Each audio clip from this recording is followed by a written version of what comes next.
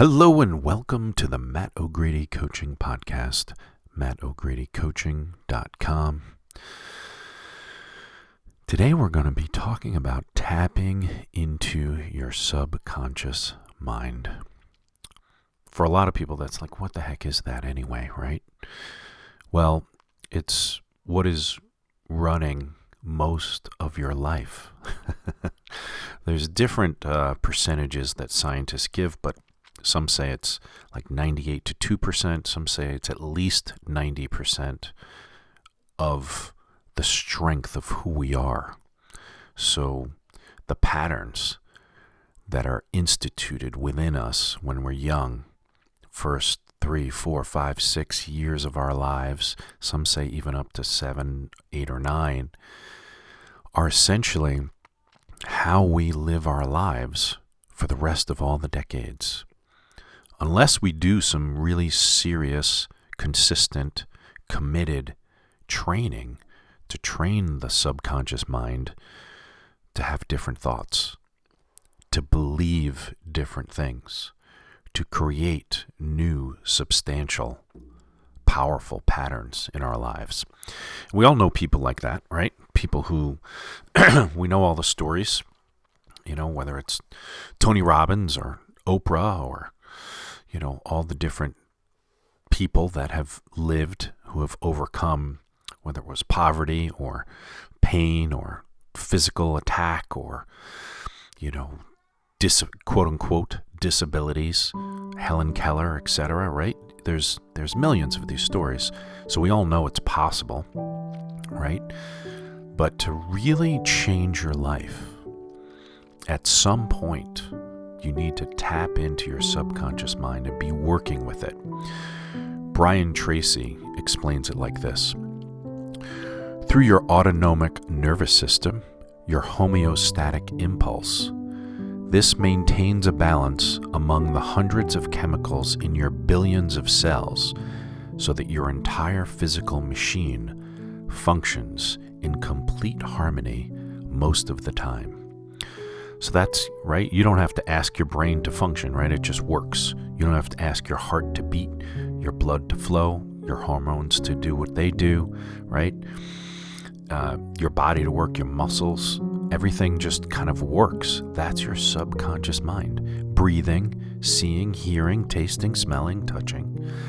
All of that is your subconscious mind. It's working nonstop your whole life, taking care of literally millions of functions daily.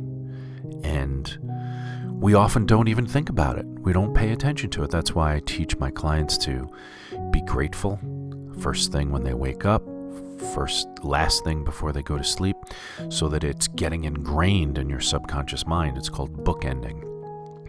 Do your visualizations in the morning before you go to bed, your meditations before you go to bed, when you first wake up, etc. That's why yoga is done first thing in the morning, right?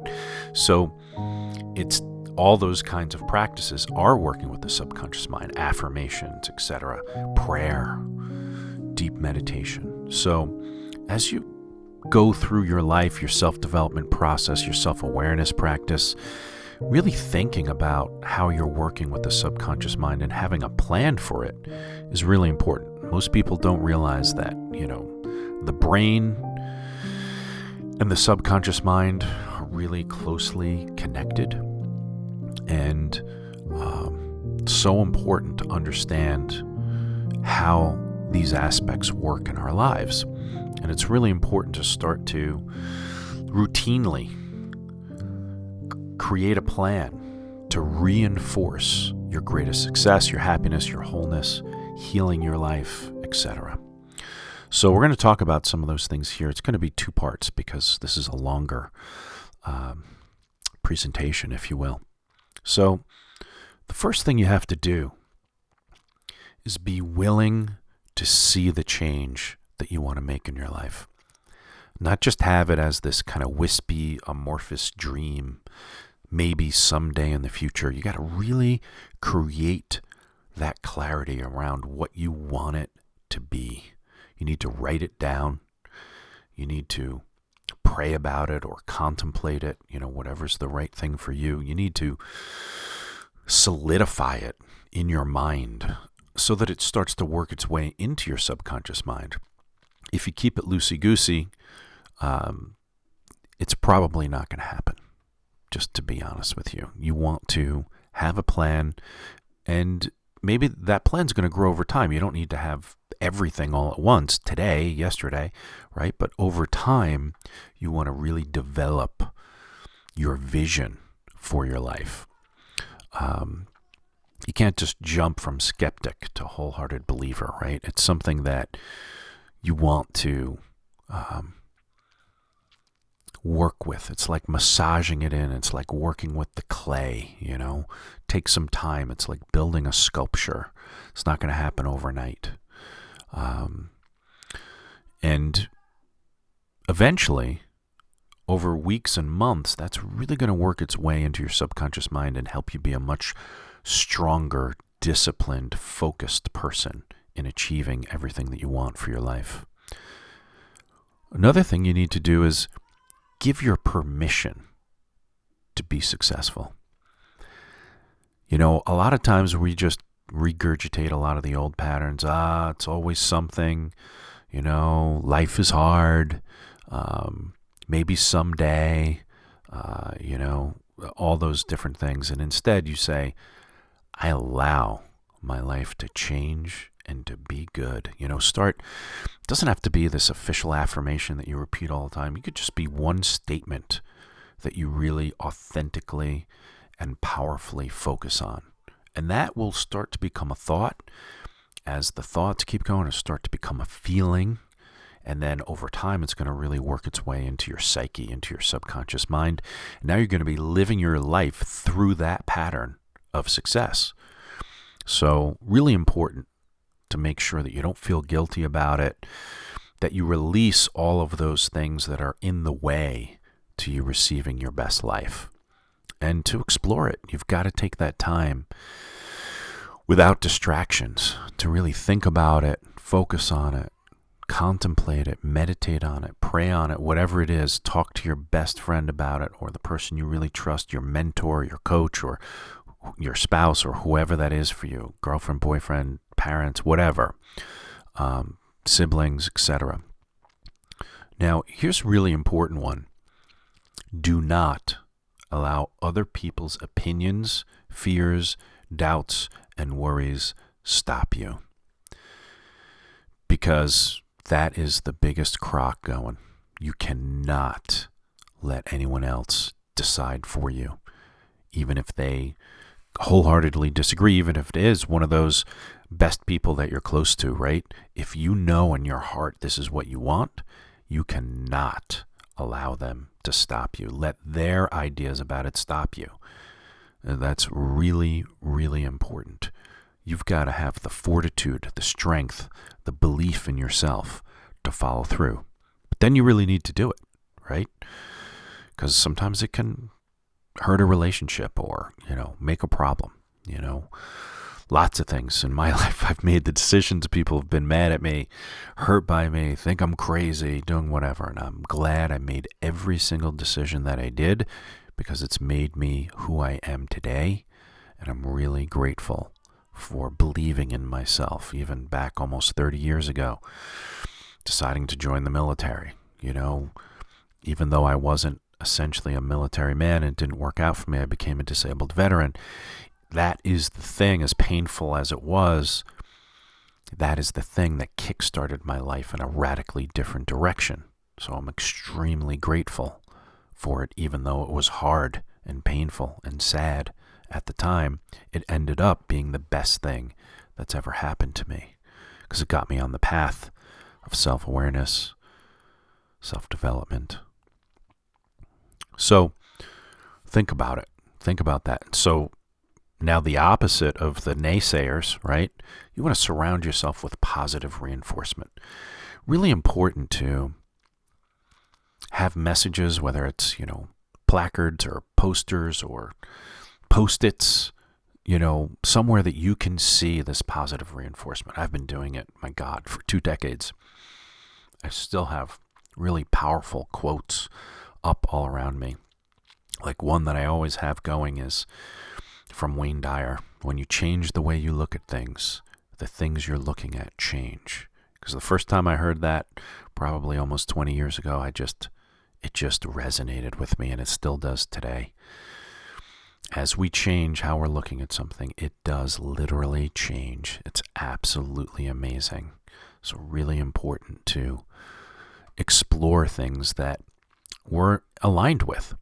You know, I have other things like it's not a quote, but it's just a question. What are you vibrating right now? And that's just, for me, really important reminder about what I'm thinking and feeling, which ultimately relates to my vibration that I'm sending out to the world, the energy that I'm sending out to my coaching clients, to my family, to my friends, to my coworkers, to my employees, to my colleagues, to the world.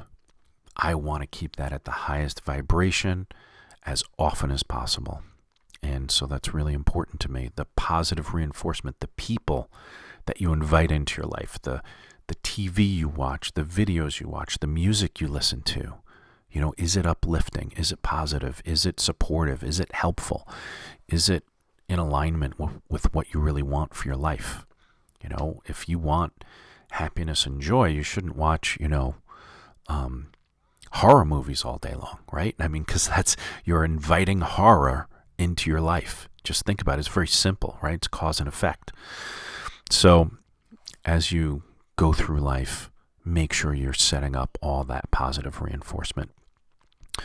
The next one is to really think about what you want for your life as fact. You know, you want to start seeing it as already happening. And we'll get into visualization next, but might as well just combine these 2 points.